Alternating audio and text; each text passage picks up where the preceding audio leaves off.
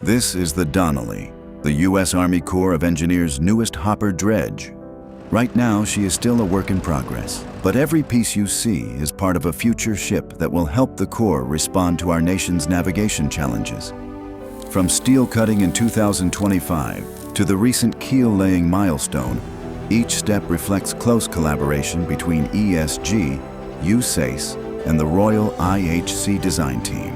IHC has provided us with some really remarkable equipment, starting with the dredge pumps. These things are fantastic. The new ship is diesel electric, podded propulsion. It's got a larger hopper, it's got active jetting. As she takes shape in the yard, she reflects the ingenuity of her designer and builder, and America's commitment to infrastructure that safeguards our nation's waterways.